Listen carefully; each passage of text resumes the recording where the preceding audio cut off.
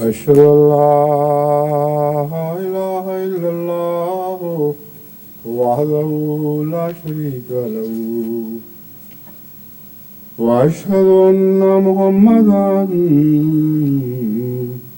عبده ورسوله أما بعد فأعوذ بالله من الشيطان الرجيم بسم الله الرحمن الرحيم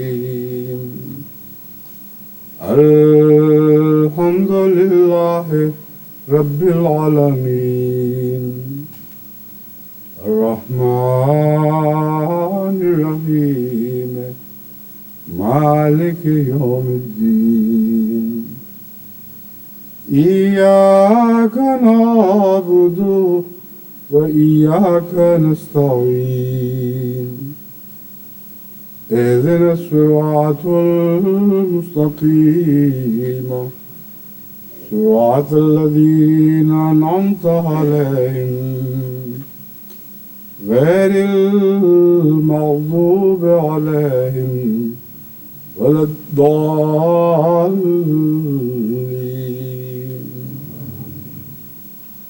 أنزل من السماء ماء فسالت أودية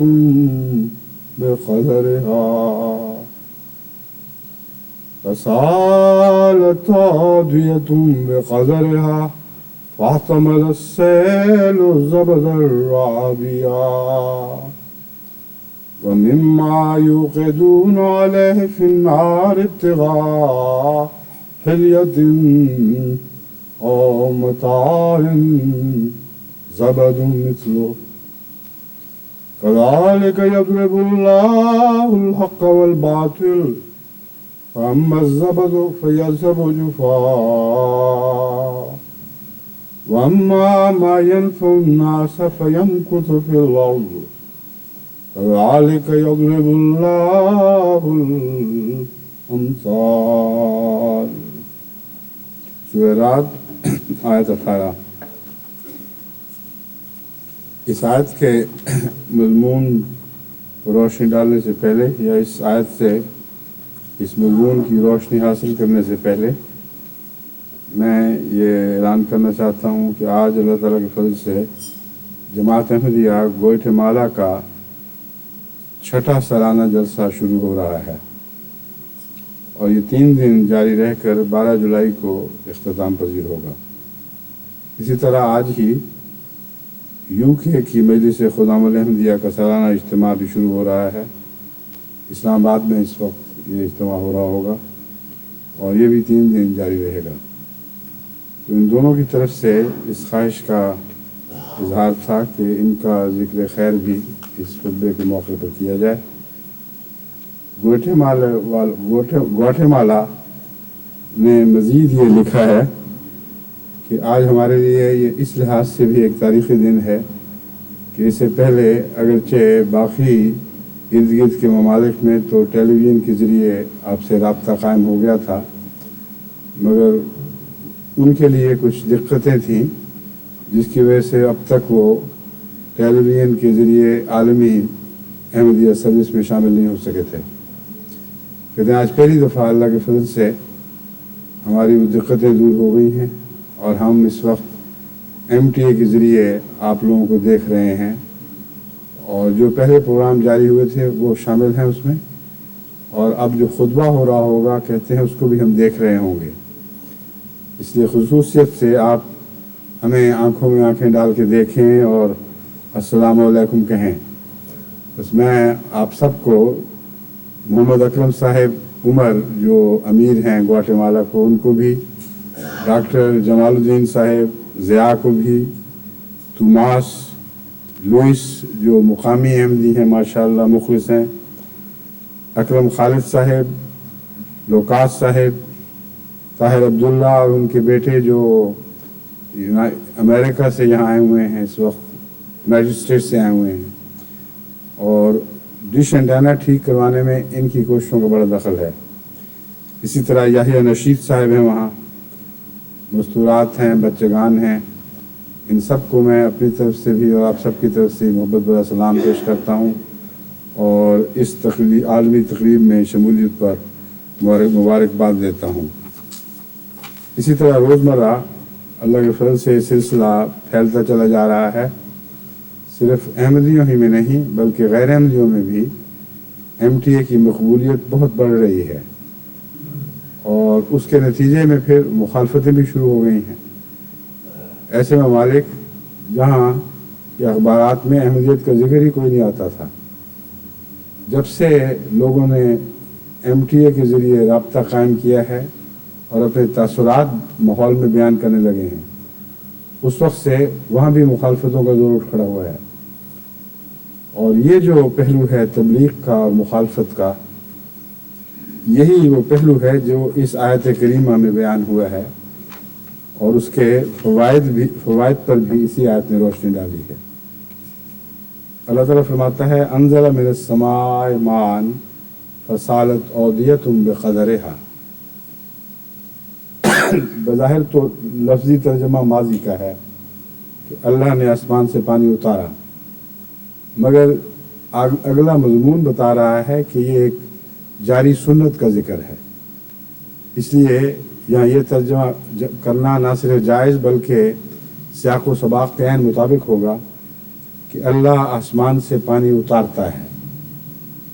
फसालत औदियतुम बिक़दरिहा, वादियाँ अपने अपने ज़र्फ़ के मुताबिक भर जाती हैं और बह पड़ती हैं।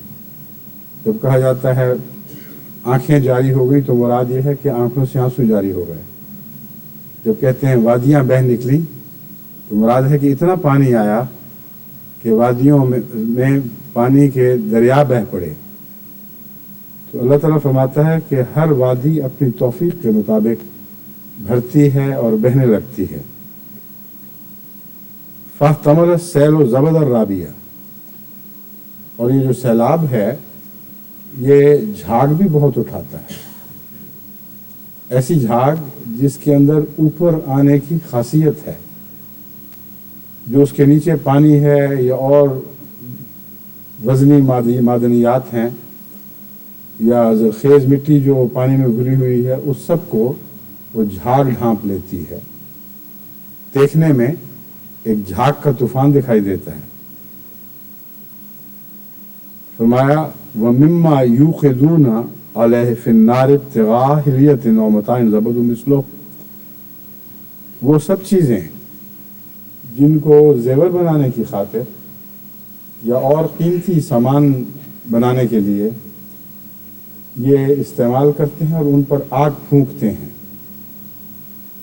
और आग फूंक कर पिघलाते हैं उनको, उन चीज़ों में भी एक झाग उठकर ऊपर आ जाया करती है। अम्मा ज़बदु फ़यज़हबु जुफ़ा, बस जो झाग है वो तो ज़ाया चली जाती है, उसको तो सुनार भी अपने एक तरफ कर करके तो एक फेंकता चला जाता है। अम्मा मा यनफ़उ नासा फ़यमकुसु फ़िल अर्ज़, इसी तरह आसमान से जो पानी उतरता है उस पर भी जो झाग उठती है वो ज़ाया चली जाती है, उसका कोई भी फ़ायदा नहीं। हाँ, जो फ़ायदा पहुँचाने वाली चीज़ें आसमान से बारिशों के साथ उतरती हैं या ज़मीन में उनके साथ शामिल हो जाती हैं, यमकुसु फ़िल अर्ज़, वो बाकी रखी जाती हैं, वो ज़मीन में ठहर जाती हैं। बस झाग का नज़ारा तो आनी जानी है, एक फ़ानी सा किस्सा है। इधर झाग उठी उधर सूख कर या वैसे ही हवा उड़ा के ले गई या ज़ाया हो गई। समंदर के किनारे, दरियाओं के किनारे तोयानियों के बाद ऐसी झाग तिनकों और खसो खाशाक से भरी हुई या और गंदगियों के साथ बलबस आपको मिलती है, लेकिन कभी कुछ की तवज्जो नहीं देता, चंद दिन में फिर वो भी नज़र से गायब हो जाती है। हाँ, जो सैलाब के में फ़ायदा पहुँचाने वाली चीज़ें हैं वो ज़रखेज़ मिट्टी पीछे छोड़ जाता है और बहुत सी चीज़ें हैं मादनियात कीमती जो उसके साथ आती हैं, और आसमान की बिजली से जो ज़रखेज़ी पैदा होती है सैलाब के पानी में वो भी शामिल हो जाती है। اور وہ ساری چیزیں ایسی ہیں جو باقی رہتی ہیں اور زمین کو فائدہ پہنچاتی ہیں۔ جو بارش ہے یہ ایک دن میں اس سے زیادہ کھاد بنا دیتی ہے جتنی سارا سال میں پاکستانی ساری دنیا کے تمام کارخانے مل کر جو بناتے ہیں اس سے زیادہ ایک دن میں بارشوں کے نتیجے میں جو آسمانی بجلی سے کھاد بنتی ہے وہ زیادہ ہوتی ہے۔ تو تمام تر بنا آسمان ہی پر ہے۔ اللہ تعالیٰ فرماتا ہے کذالک یضرب اللہ الحق والباطل، اسی طرح اللہ حق اور باطل کی مثال بیان فرماتا ہے۔ اس پر غور کرو تو تمہیں سمجھ آئے گی کہ حق کیا ہے، باطل کیا ہے، اور حق اور باطل کا آپس میں کیا رابطہ ہے۔ فَأَمَّا مَا يَنْفَعُ النَّاسَ فَيَمْكُثُ فِي الْأَرْضِ كَذَلِكَ يَضْرِبُ اللَّهُ الْأَمْثَالَ، اسی طرح اللہ امثال پیش کیا کرتا ہے۔ میں گزشتہ خطبے میں بھی یہ مضمون بیان کر چکا ہوں کہ حق کا تبلیغ سے بہت گہرا تعلق ہے، اور یہ جو اللہ تعالیٰ نے مثال بیان فرمائی ہے اس میں دراصل کامیاب دعوت اللہ کا نقشہ کھینچا گیا ہے اور ان مخالفتوں کا ذکر فرمایا گیا ہے جو آسمان سے پانی اترنے کے نتیجے میں ضرور ہوتی ہیں، اور نقشہ ایسا خوبصورت کھینچا گیا ہے کہ اس سے یہ پتہ چل جاتا ہے کہ جہاں یہ شور پڑے گا وہیں فائدہ بھی ہوگا، جہاں خاموشی رہے گی وہاں کوئی فائدہ نہیں ہوگا۔ چنانچہ فرماتا ہے فصارت اودیتم بقدرہا، وادیاں اپنی اپنی توفیق کے مطابق سیلاب دکھاتی ہیں۔ بارش تو ہر جگہ برابر اترتی ہے، لیکن جن وادیوں میں یہ توفیق ہے کہ اس کے پانی کو سمیٹیں اور پھر زور سے بہائیں، وہاں یہ نظارہ دیکھتے ہو، اور جہاں یہ نظارہ نہیں دیکھتے وہاں کوئی خاص باقی رہنے والا فائدہ بھی دکھائی نہیں دیتا۔ بس اس میں جو ایکسائٹمنٹ کا نقشہ کھینچا گیا ہے، ایک ہنگامے کا، ایک شور کا، ایک جوش و خروش کا، وہ تبلیغ کے مضمون پر بین ہی چسپاں ہوتا ہے۔ جن علاقوں میں ٹھنڈا ٹھنڈا معاملہ چلا آ رہا تھا سال ہر سال سے، بعض علاقوں میں 50 سال سے کوئی شور نہیں تھا اور کوئی تبلیغ نہیں ہو رہی تھی، جب شور پڑا ہے تو پھر جھاگ بھی اٹھی ہے، اور یہ جھاگ پانی پہ تو دکھائی نہیں دیتی مگر مخالف ملا کے منہ پہ دکھائی دیتی ہے۔ واقعی تیش میں آ کر جو وہ تقریریں پھینکتے ہیں تو منہ سے جھاگ برس رہی ہوتی ہے، اور یہ نقشہ جو ہے روحانی طور پر یہ کس طرح جھاگ دکھائی دیتی ہے وہ آنکھوں کے سامنے نظر آ رہا ہوتا ہے۔ جہاں یہ جھاگ دکھاتے ہیں اور جوش دکھاتے ہیں، ان کی جھاگیں تو ضائع چلی جاتی ہیں، کوئی بھی فائدہ نہیں پہنچتا، لیکن اللہ تعالیٰ کے فضل سے اس جوش و خروش کے نتیجے میں زرخیز مٹی ضرور اٹھتی ہے اور وہ زمین کو فائدہ پہنچانے لگتی ہے، اور بہت سے قیمتی اجزاء جو انسانی سوسائٹی میں مدفون ہوتے ہیں وہ صلاحیتوں کی طرح ہیں، ان میں بڑی اچھی اچھی صلاحیتیں ہیں لیکن وہ عملاً حرکت میں نہیں آ رہی ہوتی۔ جب یہ مخالفت کا جوش اٹھتا ہے اور آپ دیکھتے ہیں کہ ایک سیلاب کسی کیفیت پیدا ہو گئی ہے تو وہ دبی ہوئی صلاحیتوں کے مالک اٹھ کھڑے ہوتے ہیں اور وہ پھر مستقل زمین کا فائدہ دینے والا حصہ بن جاتے ہیں۔ یہی حال اس وقت ساری دنیا میں تبلیغ میں دکھائی دے رہا ہے، کوئی بھی استثنا نہیں۔ جہاں جہاں بھی یہ مہمات چلی ہیں وہیں مخالفت کا شور بھی اٹھا ہے، وہاں تکلیفیں بھی پہنچانے کی کوشش کی گئی ہے اور کئی جگہ پہنچائی گئی ہیں، مگر یہ جھاگ جو ہے یہ نقصان کوئی نہیں پہنچا سکی، آہستہ آہستہ ایک کنارے لگ گئی، یہ لگتی چلی جا رہی ہے، لیکن تبلیغ کے نتیجے میں جو ان علاقوں کی مخفی صلاحیتیں تھیں، مدفون تھی ایک طرح سے، ان کو سیلاب نے اٹھایا ہے اور اٹھا کے پھر ان کا انتشار کیا ہے، جو زرخیز وادیاں نہیں تھیں وہاں بھی پہنچا دیا ہے۔ یہ سلسلہ اب چل نکلا ہے، اور اس زور سے کل عالم میں رونما ہو رہا ہے کہ واقعتاً بعض علاقوں میں سیلاب کی سی کیفیت ہے۔ جو رپورٹیں آتی ہیں ان سے آدمی یہ پڑھ کر حیران ہو جاتا ہے کہ وہ جگہیں جہاں گزشتہ 50 سال میں 10,000 بھی نہیں ہوئے تھے ایم ڈی، وہاں چند مہینے کے اندر 50,000 ہو گئے، اور بعض جگہ 1,00,000 سے اوپر چلے گئے ہیں۔ وہی علاقے ہیں، وہی لوگ ہیں، آسمان کا پانی بھی تھا، لیکن یہ سیلاب کی کیفیت نہیں تھی، کیونکہ قدر حق کی شرط پوری نہیں ہوئی تھی۔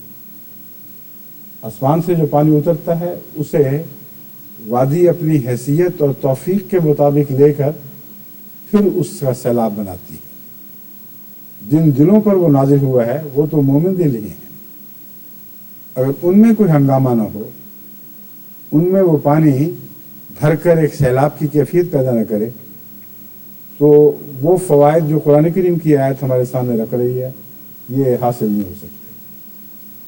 بس وہ جو ایک ایکسائٹمنٹ کی کیفیت ہے وہی ہے جو انقلاب برپا کیا کرتی ہے، اور ٹھنڈے ٹھنڈے دل جو ہیں ان سے کبھی بھی دنیا میں کوئی فائدہ نہیں پہنچا۔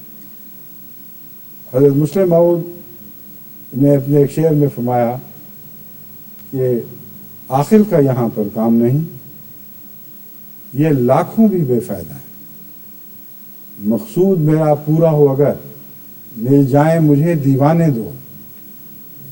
تو تبلیغ میں دیوانگی کی جو ضرورت ہے یہ اسی لیے ہے کہ اس سے ایکسائٹمنٹ پیدا ہوتی ہے، اور ایکسائٹ ہوئے بغیر نہ آپ تبلیغ کا حق ادا کرنے کی صلاحیت رکھتے ہیں، نہ لوگوں میں توجہ پیدا ہوتی ہے، دیوانگی سے ہوتی ہے۔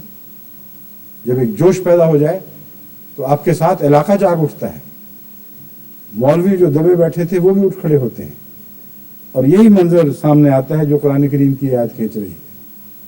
بس قدر حق کا مضمون بہت ہی اہمیت رکھتا ہے، اپنی توفیق بڑھاؤ اور اپنی توفیق میں سیلاب پیدا کرنے کی صلاحیت داخل کرو۔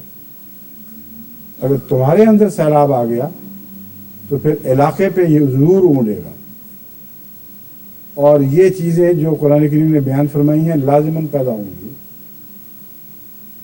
اللہ تعالیٰ فرماتا ہے دیکھو ایک چھوٹی سی وہ جو کٹھالی جس میں سونار سونے کو یا قیمتی دھاتوں کو پگھلاتا ہے، چھوٹی سی چیز کے اندر بھی تو سیلاب آ جاتا ہے،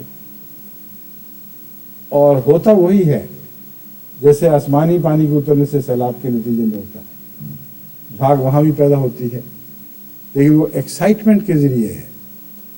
اب جتنے بھی سائنٹسٹ ہیں وہ جانتے ہیں کہ خواہ وہ فزیکل ریئیکشن ہو یا کیمیکل ہو، جب تک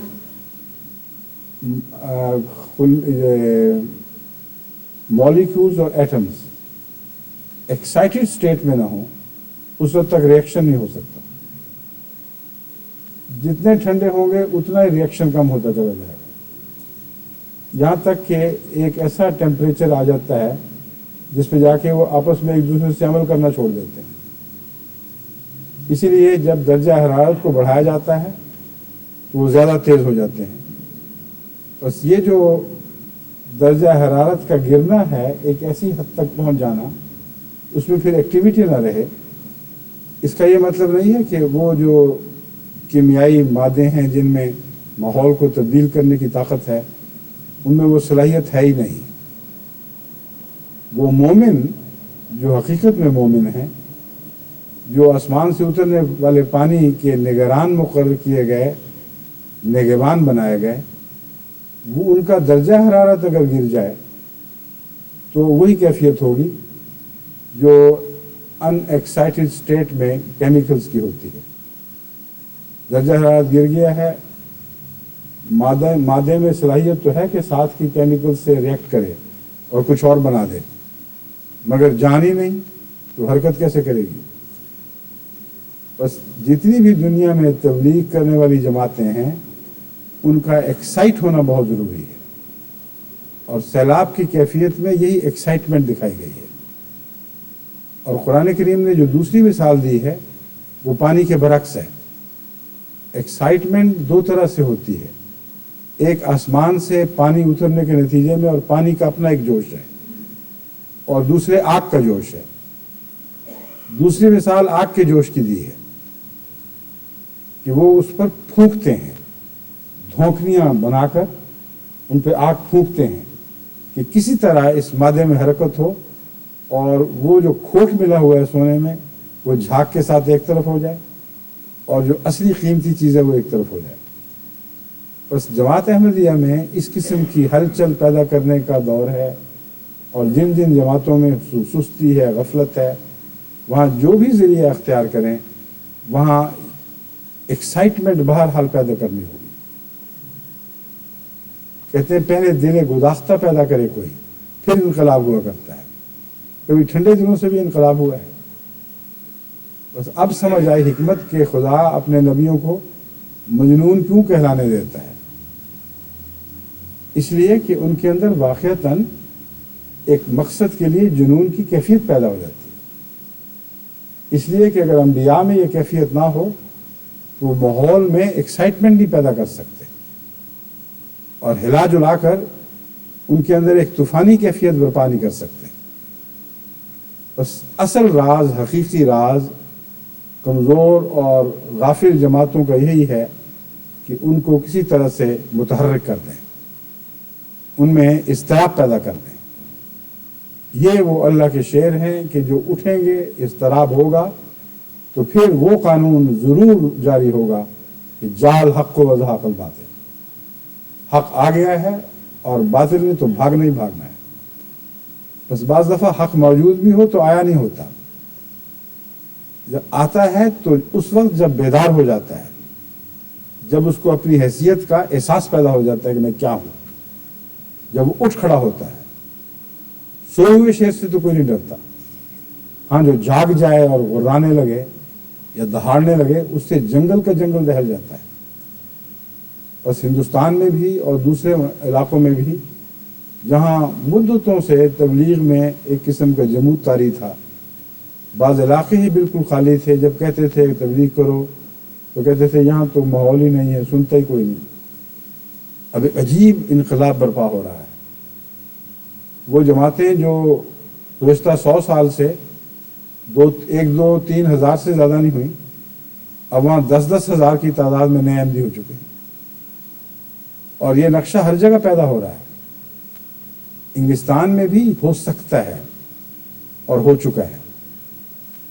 انگلینڈ میں ہی، لندن میں ایک ایسی جماعت ہے جس میں ایکسائٹمنٹ ہے، وہ بیدار ہے، وہ متحرک ہے، وہ ایک سیلاب کسی کیفیت پیدا کر رہی ہے، اور دیکھتے دیکھتے وہاں کے پرانے احمدیوں کے مقابل پر نئے احمدی 10 گنا زیادہ بڑھ چکے ہیں، اور وہ جماعت ہی زیادہ اصل نو احمدیوں کی جماعت بن گئی ہے۔ بس اگر یہ لندن میں ہو سکتا ہے تو ہارٹلے پول میں کیوں نہیں ہو سکتا، اور بیٹلے میں کیوں نہیں ہو سکتا، اور بریڈفورڈ میں کیوں نہیں ہو سکتا، اور برمنگھم میں کیوں نہیں ہو سکتا؟ ہو سکتا ہے۔ خدا کی یہ بات بہرحال سچی ہے۔ کہتا ہے حق کی مثال، اللہ تعالیٰ فرماتا ہے حق اور باطل کی یہ جو مثال ہم بیان کر رہے ہیں اس میں حکمتیں ہیں، اس پر غور کرو۔ حق تو ہے تمہارے پاس، لیکن سویا ہوا حق نہیں چاہیے، ٹھنڈے مزاج کا حق نہیں چاہیے۔ اٹھ کھڑا ہو، بیدار ہو جائے، اس میں ہجان پیدا ہو جائے، پھر دیکھو کہ کس طرح غیر پر غالب آتا ہے۔ اور اس سلسلے میں جب حق اٹھتا ہے تو اس کے ساتھ کچھ اور صفات کی بھی ضرورت پیش آتی ہے، اور قرآن کریم نے ان صفات کا ذکر کرتے ہوئے فرمایا ہے وَتَوَاصَوْا بِالْحَقِّ وَتَوَاصَوْا بِالصَّبْرِ۔ جب بیداری پیدا ہوتی ہے، جھاگ اٹھتی ہے، تو مثال تو وہ دی گئی ہے جس میں کوئی کسی چیز میں تکلیف محسوس کرنے کا مادہ نہیں ہے، اور جب زندہ چیزوں پر اس کی مثال اطلاق پاتی ہے تو پھر تکلیف بھی پیدا ہوتی ہے۔ وہ لوگ جو جوش میں جوش دکھاتے ہیں، ایک مقابل کا طوفان اٹھا لاتے ہیں، اور وہ طوفان قرآن کریم بیان فرماتا ہے کہ جھوٹ کا ہوتا ہے، باطل کے کو طوفان برپا کرتے ہیں اور چاہتے یہ ہیں کہ اس کے حق کو دبا دیں۔ تو ایک بڑی شدید جد و جہد شروع ہو جاتی ہے. اس وقت پھر اللہ تعالیٰ کیا کرتا ہے؟ فرمایا پہلے تم اپنا حق ادا کرو، پھر معاملہ اللہ پر چھوڑ دو. حق کو کبھی نہیں چھوڑ سکتا، یہ قطعی بات ہے. اللہ کا ایک نام حق ہے. تم حق کے پجاری ہو جاؤ، حق کے انصار بن جاؤ، حق کی خاطر اپنے آپ کو جھونک دو، اور یاد رکھو کہ تمہارے لیے جو خطرات ہوں گے اللہ ان میں تمہارا نگران ہوگا، تمہارا محافظ ہوگا، تمہیں کامیابی سے نکال لانے والا ہوگا.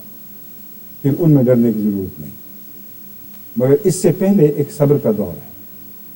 فرمایا وَتَوَاصَوْا بِالْحَقِّ وَتَوَاصَوْا بِالصَّبْرِ. وہ حق کی نصیحت کرتے ہیں اور حق سے نصیحت کرتے ہیں. صبر کی نصیحت کرتے ہیں اور صبر سے نصیحت کرتے ہیں. یہ بے کا لفظ دونوں معنی پیدا کر گیا ہے بیک وقت. حق کی خاطر جھوٹ نہیں بولتے، پہلا یہ مضمون ہے. جب حق کی نصیحت کرتے ہیں تو اپنی نگرانی کرتے ہیں کہ وہ حق کو غالب کرنے کی خاطر ہرگز کسی قسم کا جھوٹ نہ بولیں. اور یہ ایک بہت ہی اہم شرط ہے کامیاب داعی اللہ کے لیے. میرا وسیع تجربہ ہے کہ وہ لوگ جو سچے ہوں وہ تھوڑی بات بھی کہیں تو ان میں زیادہ طاقت ہوتی ہے، ان میں انقلاب برپا کرنے کی صلاحیت ہوتی ہے. وہ لوگ جو زیادہ بات بھی کریں ان کے اندر انقلاب برپا کرنے کی صلاحیت نہیں ہوتی. He told his father to وہ do as جتنی زیادہ Allah بات کرتے ہیں commanded him. اتنی جھاگ اڑاتے ہیں. Yes, your answer is correct. سیلاب میں حق بھی ہے اور باطل بھی ہے، دونوں کو گویا اکٹھا کر How کے did Allah reward Hazrat Ibrahim alayhi جس طرح salam? پنجابی میں کہتے ہیں مدھانی میں رلک دیتے ہیں چیز کو. اللہ وہ نقشہ کھینچ رہا ہے. سیلاب میں تو یوں لگتا ہے کہ حق اور باطل لڑکے گئے ہیں آپس میں، ایک قیامت برپا ہو گئی ہے. لیکن نقصان حق کا نہیں ہوتا، حق ضرور غالب آتا ہے کیونکہ اس کے اندر صبر کا مادہ ہے. وہ مضبوطی سے صبر دو طرح سے دکھاتا ہے. ایک یہ کہ حق والا حق پر قائم رہتا ہے اور کسی قیمت پر حق کو دامن نہیں چھوڑتا. یہ جو صلاحیت ہے مقابلے کے وقت جھوٹ نہ بولنا اور جھوٹ کا سہارا نہ لینا، یہ دلائل میں قوت اور عزت پیدا کرنے والی بات ہے. وہ تمام لوگ جو کج بحث ہیں ان کی کج بحثی ہمیشہ جھوٹ سے پیدا ہوتی ہے. ایک آدمی دلیل میں ہار رہا ہو اور اپنے نفس کی خجالت چھپانے کے لیے، اپنی شرمندگی دور کرنے کے لیے وہ کوئی بہانہ بنانے پر آمادہ ہو تاکہ وقتی طور پر اس مقابلے میں ہارا ہوا دکھائی نہ دوں، وہ جھوٹا ہے. کیونکہ مقابلہ حق اور باطل کا ہے. حق اور باطل کے مقابلے میں جہاں بھی آپ نے حق کا ساتھ چھوڑا اور اپنے آپ کو حق پر دکھانے کے لیے جھوٹ بولا، وہی حق سے آپ کا دامن چھوٹ گیا، آپ کا تعلق جاتا رہا. بس ایسی صورت میں پھر مولوی پیدا ہوتے ہیں، کج بحث لوگ پیدا ہوتے ہیں. وہ دلیل نہ ملے تو پھر جھوٹی باتوں کا سہارا ڈھونڈتے ہیں، اور ایسے لوگوں کے منہ سے جو جھاگ اڑتی ہے اسی کا تو نقشہ قرآن نے کھینچا ہے. جھاگ کا کوئی فائدہ نہیں ہو کرتا. جتنی مرضی تقریریں کر لو، جو کج بحث ہے وہ کوئی تبدیلی پیدا نہیں کر سکتا. تھوڑی بات کرنے والا اگر بظاہر دب بھی گیا ہو اور مقابل پر بہت ہی لسان آدمی ہو مگر وہ جھوٹا، تو خدا تعالیٰ نے انسان میں ایک بیان کی طاقت رکھی ہے. علامہ البیان میں ایک یہ بھی معنی ہے، اس نے انسان کو پیدا فرمایا اور اس میں کھرے کھوٹے کی تمیز کی صلاحیت رکھ دی. بس لوگ ہمیشہ سچے کو پہچان لیتے ہیں، اور تھوڑی بات کرنے والا سچا زیادہ بات کرنے والے جھوٹے پر غالب آ جاتا ہے. اگر فوری طور پر اس کا نتیجہ نہ بھی ظاہر ہو تو کچھ دیر کے بعد ان کے دلوں میں یہ بات گھلتی رہتی ہے اور بالآخر وہ پہنچ جاتے ہیں. بارہا ایسا ہو چکا ہے کہ اللہ تعالیٰ کے فضل کے ساتھ ایسے مخلصین جو کم گو تھے مگر سچے تھے، بحثوں میں بظاہر ہار گئے، دوسرے دشمن نے شور ڈال کر ان پر غلبہ کر لیا، لیکن بعد میں وہاں کے لوگ جو شامل تھے پتے پوچھتے پوچھتے پیچھے آئے، کوئی قادیان جا کے پہنچا، کوئی دوسرے ان کے گھر ان کی بستی میں اگر وہاں رہتے تو پہنچ گیا، کہا جی ہم بھی وہاں شامل تھے، ہمیں یہ پتہ ہے کہ آپ سچے تھے وہ جھوٹے تھے، دلائل ہمیں زیادہ نہیں پتہ، باتیں ہمیں نہیں سمجھ آ رہی تھیں تفصیل سے، آپ کی سچائی ظاہر و باہر تھی، بس حق چھپائے سے چھپتا نہیں، نہ جھوٹ چھپائے سے چھپ سکتا ہے، بالآخر ضرور ظاہر ہوتے ہیں، لیکن اس سلسلے میں اللہ تعالیٰ فرماتا ہے کہ دشمن ایک دھوکہ دینے کی کوشش کرتا ہے، وہ یہ چاہتا ہے کہ حق باطل کے اوپر حق کی چادر پہنا دے اور حق کے نام پر جھوٹ کو پیش کرے۔ اللہ تعالیٰ فرماتا ہے اگر وہ ایسا کرتا ہے تو پھر خدا کی تقدیر اسے ضرور ناکام بنا کے دکھاتی ہے۔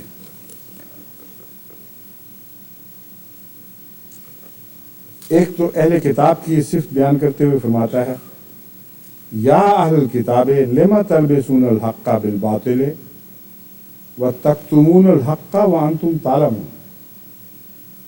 اے اہل کتاب تمہیں کیا ہو گیا ہے کہ جھوٹ کے ذریعے حق کو چھپانے کی کوشش کرے، اس پر چادر ڈال رہا ہے اور تم جانتے ہو کہ حق ہے۔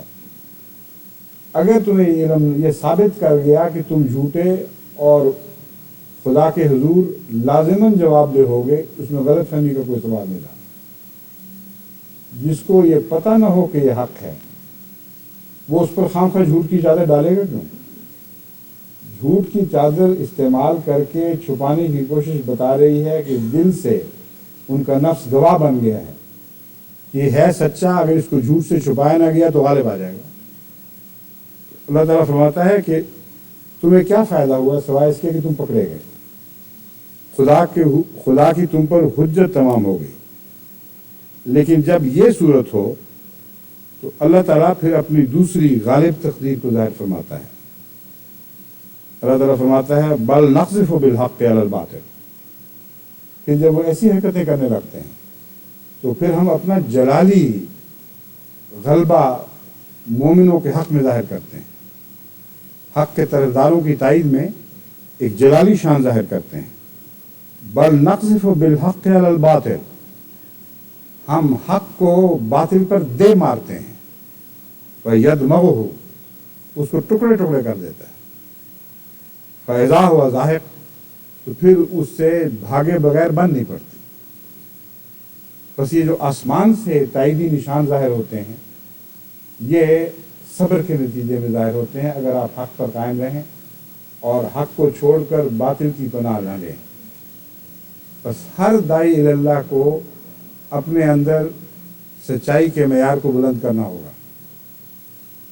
اور یہ اگر سچائی کا معیار روزمرہ کی زندگی میں آپ کے اندر، آپ کے ماحول میں، آپ کے گھروں میں موجود نہیں ہے تو تبلیغ کے موقع پر کبھی آپ کا ساتھ نہیں دے سکتا۔ جب روزمرہ کی زندگی میں ایک انسان یا اس کے بچے جھوٹ کے عادی ہو جائیں، چھوٹی چھوٹی باتوں میں اور کچھ نہیں تو لطیفے بنانے کی خاطر زیب داستان کے لیے ہی ایسا جھوٹ بولیں کہ جس کا یہ اثر پڑے کہ واقعہ اسی طرح ہوا تھا۔ ایک ہے کہانی یا لطیفہ، وہ تو ہوتا ہی جھوٹا ہے، لیکن اس کے متعلق قرآن کریم میں کہیں مناہی نہیں ہے۔ کہانیاں بھی حد اعتدال کے طور پر انسانی فطرت ہے، لیکن کہانی یہ کہہ کر نہیں بیان کی جاتی کہ سچا واقعہ مان جاؤ۔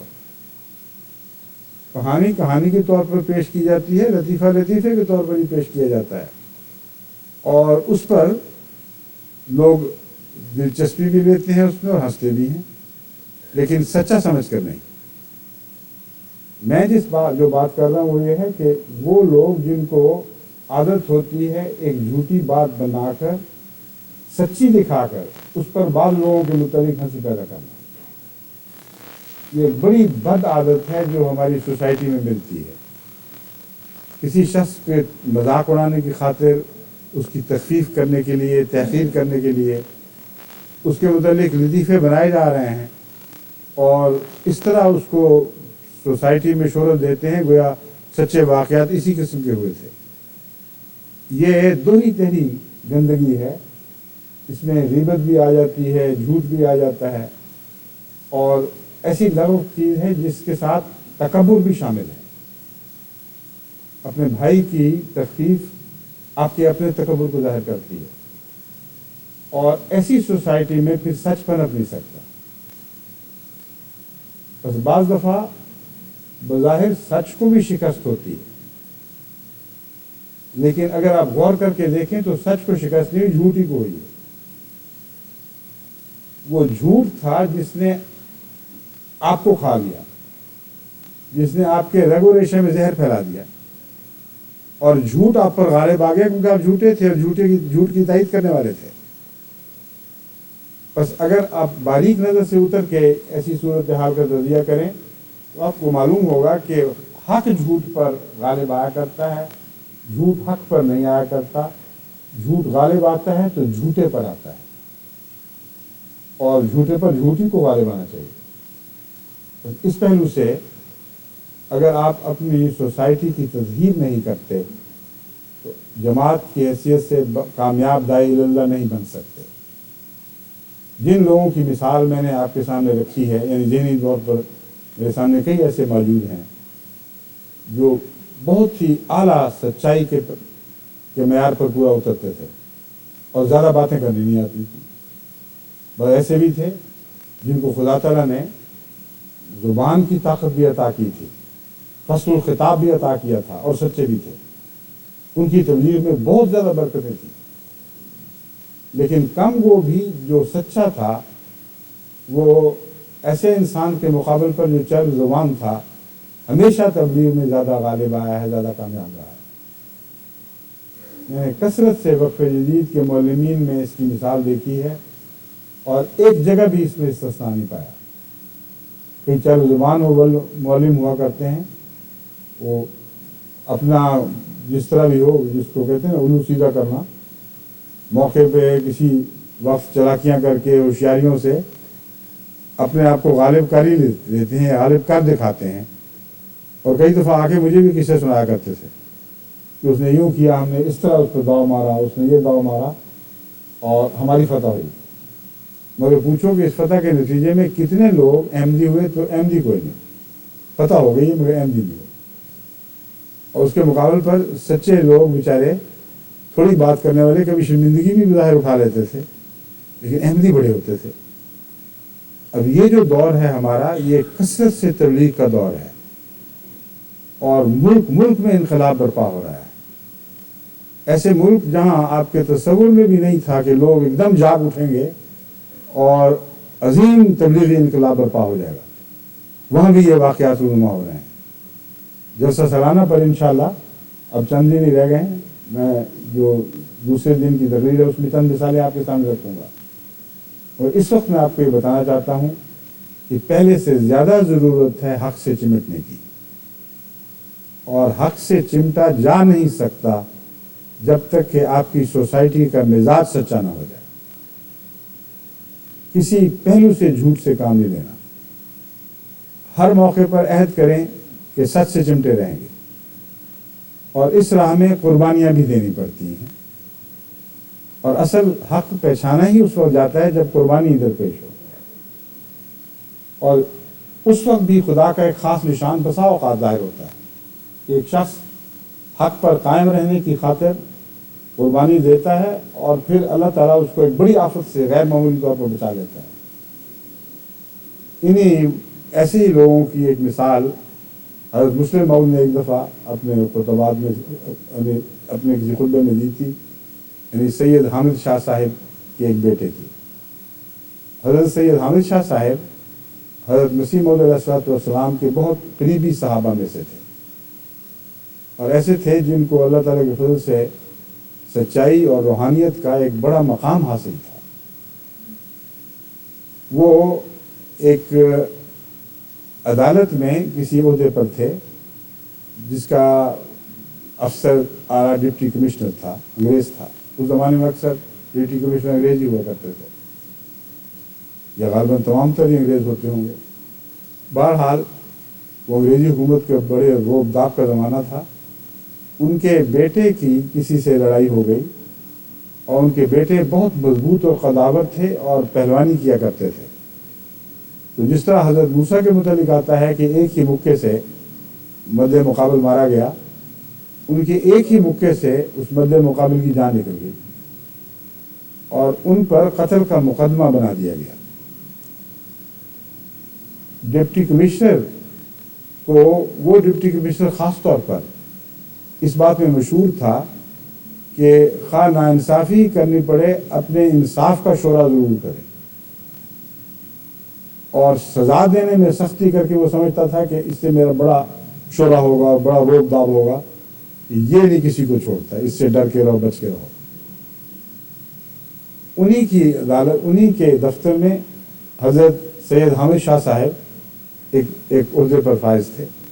تو اس نے کہا اب یہ ٹیسٹ کیس بن گیا، اور اگر میں نے اس کو پھانسی پہ چڑھا دیا تو بہت شہرت ہوگی کہ دیکھو کس شان کا ڈپٹی کمشنر ہے کہ انصاف کی خاطر اس نے اپنی عدالت کے ایک بڑے افسر کی کہ بیٹے کی بھی کوئی پرواہ نہیں کی، اس کو بھی پھانسی پہ چڑھا دیا. لیکن اس کا کوئی ثبوت نہیں تھا کسی کے پاس. میر حامد شاہ صاحب کا ایک بڑا روب داب، ایک بڑا رسوخ تھا، اور ضرورت اس بات کی تھی کہ اعتراف کیا جائے کہ ہاں ہم نے قتل کیا ہے. اگر میر حامد شاہ صاحب کا بیٹا کہتا کہ میں نے نہیں کیا تو کسی کو ضرورت نہیں تھی ان کے خلاف گواہی دے. ڈپٹی کمشنر بھی اس بات کو سمجھتا تھا. اس نے میر حامد شاہ صاحب کو بلایا اور کہا کہ میں نے سنا ہے اور یہ کیس درج ہو چکا ہے، تو جہاں تک میں سمجھتا ہوں آپ سچ بولتے ہیں، آپ بتائیں یہ واقعہ یوں ہوا ہے. انہوں نے کہا جہاں تک میرا علم ہے ہوا ہے. اس نے مکہ مارا تھا اور مر گیا تھا. تو اس نے کہا پھر آپ یہ بتائیں کہ آپ یہ پسند کریں گے کہ آپ کا بیٹا جھوٹ بول کر اپنی جان بچائے؟ انہوں نے کہا بالکل نہیں. انہوں نے بیٹے کو بلایا، انہوں نے کہا دیکھو تم سے واقعہ ہوا ہے؟ ہاں جی ہوا ہے. تو پھر مان جاؤ. انہوں نے کہا مان گیا، اور کیا چاہیے. اور اقرار کر لیا کہ ہاں مجھ سے قتل ہوا ہے.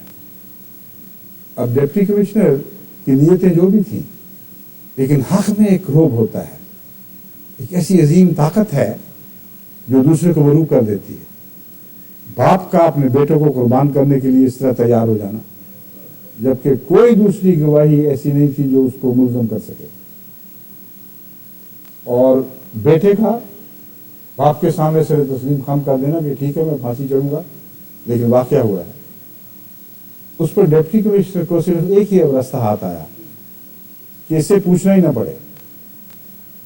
اس نے جو مقدمہ درج کرانے والے تھے ان پر خود جرا شروع کی، اور جرا کر کے معلوم یہ منہ سے نکلوا لیا کہ دراصل پہل فلاں کی تھی، یہ ایک دفاعی کوشش تھی. اور میر حامد شاہ صاحب کے بیٹے سے پوچھا ہی نہیں تاکہ اس کے لیے مشکل نہ پڑ جائے کہ تم نے مارا تھا کہ نہیں مارا تھا. اور اس طرح اللہ تعالیٰ نے اپنے فضل سے اس کی نجات کے سامان پیدا کر دیے. اب یہ سچ کی برکت تھی، لیکن سچ کے نتیجے میں یہ بھی ضروری نہیں ہوا کرتا کہ ادھر سچ بولا ادھر برکت مل گئی. لوگ جھوٹ اس لیے بولتے ہیں کہ ادھر جھوٹ بولا ادھر نجات کے سامان نظر آتے ہیں. اگر سچ سے بھی ایسا ہو تو لوگ پھر سچ ہی بولا کریں، جھوٹ کی کیا ضرورت ہے. تو یہ کہیں کہیں اللہ تعالیٰ کی تائید کے اظہار کے لیے اور یہ یقین دلانے کے لیے کہ اللہ جب چاہے تو سچ کے باوجود نجات کی طاقت رکھتا ہے. اس لیے نمونتاً یہ واقعات ہوتے ہیں، مگر روزمرہ تو لوگ جھوٹ سے بظاہر پناہ ڈھونڈ لیتے ہیں. اب ایک اور مثال حضرت مسلم موعود بیان فرمایا کرتے تھے. اس میں ایک احمدی تھا جس کو سزا ضرور ملتی تھی سچ کی، مگر کبھی باز نہیں آیا. جھنگ کے وہ تھے جن کا بیٹا بشیر آج کل ہمارے سوئٹزرلینڈ میں قائد ہیں یا کیا ہیں، بڑے مخلص خاندان ہے. ان کی اولاد ماشاءاللہ ساری بڑے اخلاص کے ساتھ سلسلے کے ساتھ وابستہ ہے. میاں کیا کہتے تھے ان کو، میرے ذہن سے اس وقت نام نکل گیا ہے، مگر بہرحال ان کی کیفیت یہ تھی، یہاں شاید میں نے کہیں نوٹ کیا ہوا، میں نام بتاتا ہوں آپ کو. ابھی मुगला, मियाँ मुगला थे वो झंग के एक ऐसे ख़ानदान से ताल्लुक़ रखते थे जो रस्सागीर था। और रस्सागीर उनको कहते हैं जो खुद भी चोर हों, चोर रखे भी हों और दूसरे लोगों के मवेशी वगैरह निकाल के ले आएँ। और सबसे बड़ी शान उस रस्सागीर की होती थी जिसका मवेशी वापस ना करना पड़े, और अगर मवेशी वापस करना पड़े तो इससे ना कट जाती थी। और अगर पता चल जाए कि ये मवेशी इस जगह है और इकरार हो जाए तो फिर वापस भी करना पड़ता था। तो मियाँ मुगला अहमदी हो गए। अहमदी होकर उन्होंने फैसला किया कि मैंने तो झूठ नहीं बोलना, और चूंकि मुखालफत भी हुई, इलाके में मशहूर हो गया कि मियाँ मुगला अहमदी भी हो गया और कहता है मैंने आइंदा सच ही बोलना है। तो जब भी किसी का कोई जानवर चोरी हो, भैंस, गाय, घोड़ी, और पता ये लगे कि इस गांव तक पहुंची है, तो सारा गांव चोरों की हमायत में उठ खड़ा होता था कि सवाल ही कोई नहीं, हमारे गांव में तो आए कुछ नहीं। और मियाँ मुगले को बाज़ दफ़ा मार कूट के बंद कर दिया करते थे कमरे में कि इसका पता ना चले कि है कहाँ। तो कहते थे कि हम तो नहीं मानेंगे, ना कस्में मानेंगे, ना गवाहियाँ मानेंगे, मियाँ मुगला निकाल के लाओगे तो फिर हम बात करेंगे। तो उस बेचारे को फिर मजबूरन इनको उस हुजरे से निकालना पड़ता था। और मियाँ मुगला बयान करते थे कि फिर उस पर भी चुटकियाँ काटी जाती थी साथ साथ, याद दिलाने के लिए कि हम बड़े डाढ़े लोग हैं, छोड़ेंगे नहीं तुम्हें। वो फिर बेचारे टालने की कोशिश करते थे। वो कहते थे देखो जी मैं तो अहमदी हो गया हूँ और तुम लोग कहते हो काफिर है, तो इन मोमिनों के मुकाबले पर काफिर की गवाही का क्या मतलब? छोड़ो परे, दफा करो, ये मोमिन गवाही दे रहे हैं बस मान जाओ। तो वो कहते थे कि देखो गवाही तुम्हारे जैसे काफिर की गवाही सच्ची, मोमिनों की झूठी, इसलिए हमने तुमसे पूछना है। आखिर मुंह से बात निकलवा लेते थे।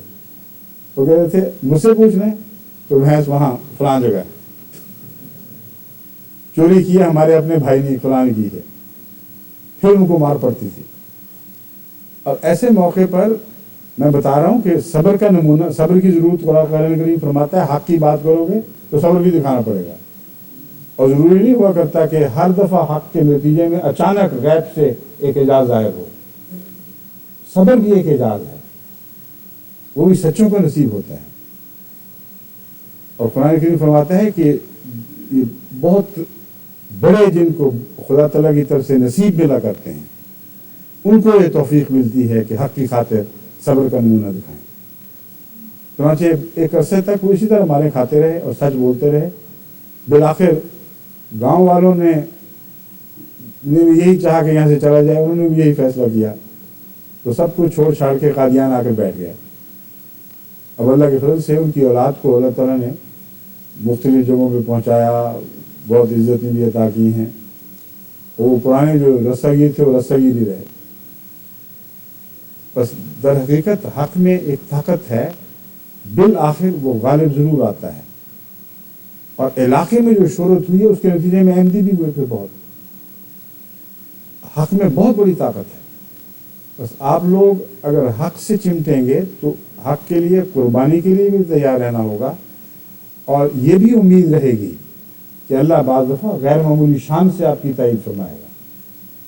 और रोज़मर्रा की ज़िंदगी में हमें खुदा ताला के ताइदी निशान दिखाई देते हैं। बस तमाम दाईन अल्लाह को ये जहाद करना चाहिए कि ज़ात हक से ताल्लुक़ जोड़ना है। ज़ात हक से ताल्लुक़ जोड़ना है तो सब्र करना पड़ेगा। ज़ात हक से ताल्लुक़ जोड़ना है तो तमाम बुनियादी सिफ़ात जो सूरह फातिहा में बयान हुई हैं, जिनका हक से ताल्लुक़ है, उनको समझकर उनके तकाज़े पूरे करते हुए हक से ताल्लुक़ जोड़ना है। वो बयान किया था मैंने, मुख्तसर में आपके सामने दोहरा देता हूँ। पहली ये बात थी कि हक ज़ात वो है जिसको हम्द की ज़रूरत ना हो, क्योंकि हर हम्द उसी की हो, उसको हम्द का एहतियाज ना हो। पर झूठा वो है जिसको हम्द की एहतियाज रहती है। तो आप अल्लाह तो नहीं बन सकते, काबिल तारीफ उन मानों में तो नहीं हो सकते कि सब हम्द आपकी हो जाए, लेकिन हमसे बेनियाजी भी एक चीज़ है। اور حق کی خاطر اگر ہم سے بے نیاز ہو جائیں تو خدا تعالیٰ کی صفت حمید میں سے ایک حصہ پا لیں گے، اور اسی حد تک آپ کے اندر حق کا نمائندہ بننے کی صلاحیت پیدا ہو جائے گی، کیونکہ بہت سے جھوٹ بولنے والے جھوٹی تعریف کی خاطر جھوٹ بولتے ہیں، جھوٹی باتوں کو اپنا کر، جھوٹی باتوں کو شیخیاں مار کے، جھوٹے اموال بتا کر اور کئی قسم کی ملمہ سازیاں کر کے وہ فائدے اٹھانا چاہتے ہیں۔ بس حمید کو، جو سچا حمید ہو، جھوٹ کی ضرورت نہیں ہے۔ اگر اس کمزوری پر آپ نے اپنی نگاہ نہ رکھی تو آپ کے اندر جھوٹ کی جڑیں قائم رہیں گی۔ یہ ہو نہیں سکتا کہ جب بھی آپ پر اپنی تعریف کروانے کا ابتلا آئے اور آپ پہلے سے اس کے لیے تیار نہ ہوں اور اس ابتلا میں کامیاب نکل جائیں۔ پہلے تیاری کرنی ہوگی۔ عام روزمرہ کی باتوں میں جہاں تعریف کی خاطر جھوٹ بولا جاتا ہے، آپ اچانک بیدار ہو کے دیکھیں کہ آپ کہیں ٹھوکر تو نہیں کھا رہے۔ یہ ورزش ہے جو کرنی پڑتی ہے روحانی۔ ایسے موقعوں پر ذہن کو بیدار رکھنا پڑتا ہے۔ اگر اس طرح آپ کریں گے تو جہاں آپ حمد سے مستثنا ہو جائیں گے، بالا ہو جائیں گے، وہاں آپ کے اندر ایک استغنا پیدا ہو جائے گا۔ وہاں آپ حقیقت میں حق بولنے کی طرف ایک اور قدم اٹھا چکے ہوں گے۔ حضرت مسیح موعود علیہ السلام نے بھی اور حضرت خلیفۃ المسیح اول نے بھی ایک واقعہ بیان کیا ہے جو دراصل غالباً حضرت خلیفۃ المسیح اول ہی کا دیکھا ہوا واقعہ ہے، جو حضرت مسیح موعود علیہ السلام کی خدمت میں پیش کیا گیا ہے اور آپ نے بھی اسے استعمال فرمایا ہے۔ وہ یہ مضمون ہے کہ ایک انسان احتیاج کے باوجود غنی ہو سکتا ہے اگر اس کے دل میں اس کی حرص باقی نہ رہے۔ بس اگر حمد کی تمنا ہر وقت رہتی ہے اور یہی دل چاہتا ہے کہ لوگ تعریف کرتے رہیں، تو ایسا خوشامد پسند سچا نہیں ہو سکتا۔ جیسا کہ میں نے ثابت کیا ہے، سائنس کے قانون کے طور پر حساب کی روح سے آپ ثابت کر سکتے ہیں کہ ایسا حدیث جو ہر وقت حمد کا خواہاں ہے اور حمد اس میں ہے نہیں، کیونکہ حمد تو صرف خدا میں ہے۔ یہ دو باتیں اکٹھی پڑھنی پڑتی ہیں۔ حمد کا خواہاں ایک ایسا غریب ہے بیچارہ جو حمد کی صلاحیتوں سے عاری ہے، وہ لازماً جھوٹ بول کر اپنی دلی تمنا تعریف کی پوری کرے گا۔ بس یہ وہ تفصیل ہے جس میں جا کر آپ کو اپنی نگرانی کرنی ہوگی، تب آپ حقیقی حق کا مضمون سمجھیں گے اور حق کا مضمون کو اپنی ذات میں جاری کر سکیں گے۔ دوسری بات میں نے بیان کی تھی ربوبیت کی۔ رزق کا احتیاج ہے جو جھوٹ بولنے پر مجبور کرتا ہے، اور دنیا کے سب سے بڑے بڑے جھوٹ جو ہیں ان کا تعلق اقتصادیات سے ہے،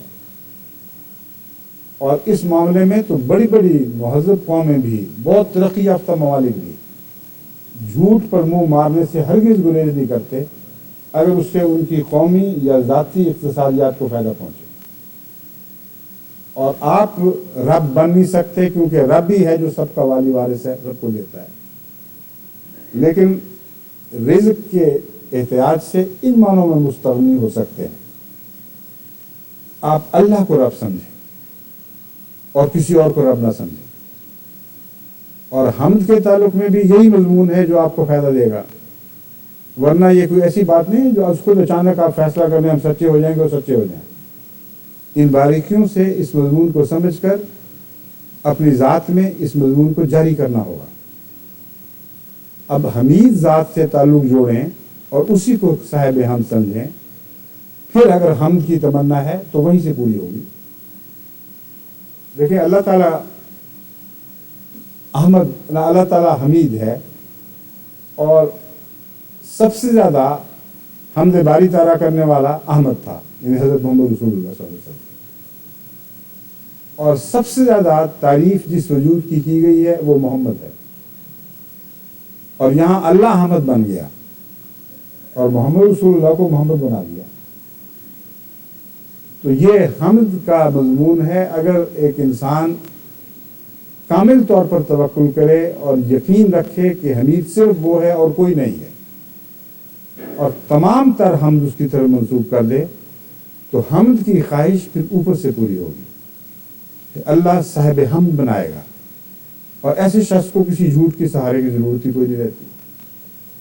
اگر ربوبیت کی تمام تر صفات اللہ کی طرف منسوب کی جائیں اور یقین کیا جائے کہ اللہ ہی ہے جو رزق عطا فرمانے والا ہے، اور اگر وہ نہیں عطا فرماتا تو میں کسی اور سے نہیں مانگوں گا اور کسی اور رزق سے کے سامنے سر جھکا کر شرک نہیں کروں گا۔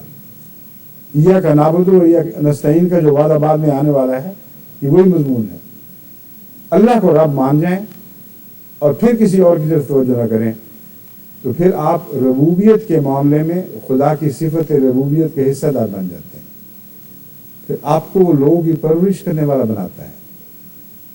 حضرت مسیح موعود علیہ السلام فرماتے ہیں کہ ایک دور مجھ پر یہ تھا کہ میں دسترخوانوں کے بچے کھچے ٹکڑے کھایا کرتا تھا، یہی میری غذا تھی۔ آج دیکھو لاکھوں ہیں جو میرے دسترخوان سے کھانے کھا رہے ہیں۔ تو جو رب کی خاطر غریب ہو جاتے ہیں ان کو اللہ پھر ربوبیت کی صلاحیتیں عطا کرتا ہے، ان کو ربوبیت کا مظہر بناتا ہے، ان کے لنگر جاری کرتا ہے۔ اور اس وقت تک حضرت مسیح موعود علیہ السلام کے 100 سے زائد ممالک میں لنگر جاری ہو چکے ہیں۔ ابھی جو جلسہ جاری ہوگا یہ وہی لنگر ہے جو آپ دیکھیں گے۔ تو دیکھیں خدا تعالیٰ کس طرح تھوڑی سی قربانی کو اتنا بڑھا کر دیتا ہے۔ بس جو ربوبیت میں اپنے رب کے ساتھ تعلق قائم کر چکا ہو، جس کی ساری ضرورتوں کا اللہ کفیل ہو چکا ہو، جسے وہ آسمان سے آواز دے کہ الیس اللہ بکاف عبدہ، اے باپ کی جدائی پہ غم کرنے والے، کیا تو جانتا نہیں ہے کہ اللہ اپنے بندے کے لیے کافی ہے؟ اس کو پھر جھوٹ کی ضرورت کیا ہے جب سچے خدا سے اس نے رزق کی ساری ضرورتیں مانگ لی اور اسے اپنا کفیل بنا لیا۔ بس ربوبیت میں بھی آپ کو خدا سے تعلق جوڑ کر ہی حق بننا پڑے گا۔ ربوبیت کے تعلق میں بھی آپ ہمیشہ اس خطرے میں ہیں کہ آپ جھوٹ بولیں، کیونکہ ربوبیت کی ضرورت ہر انسان کو ہے۔ لیکن سچے رب سے جب تعلق مان لیں گے تو پھر آپ کو جھوٹ کی ضرورت نہیں پڑے گی۔ اسی طرح یہ مضمون آگے تک بڑھتا ہے، کیونکہ اب وقت ختم ہو چکا ہے، میں اسے چھوڑتا ہوں، مگر آخر پر یہی میرا زور ہے کہ آپ اپنے اندر اگر انقلاب کی صلاحیتیں پیدا کرنا چاہتے ہیں، آپ کی مٹھیوں میں وہ تار تھمائے جائیں جو مسیح موعود علیہ السلام کی مٹھیوں میں تھے، جو انقلاب کے تار تھے۔ ایک ہی رستہ ہے کہ آپ سچے ہو جائیں، حق کو اختیار کر لیں، اور حق سے غیر معمولی طاقت آپ کی زبان میں پیدا ہو جائے گی، آپ کے کلام میں پیدا ہو جائے گی، اور جو کمزوریاں باقی رہ جائیں گی وہ آسمان سے پوری ہوں گی۔ خدا خود پھر اترتا ہے، اپنے جبروت کے نشان دکھاتا ہے، اور وہ لوگ جو حق میں صبر کے ساتھ اس کے لیے قائم رہتے ہیں، اس کے ساتھ قائم رہتے ہیں، ان کے حق میں نشان دکھاتا ہے۔ اللہ تعالیٰ ہمیں اس کی توفیق عطا فرمائے۔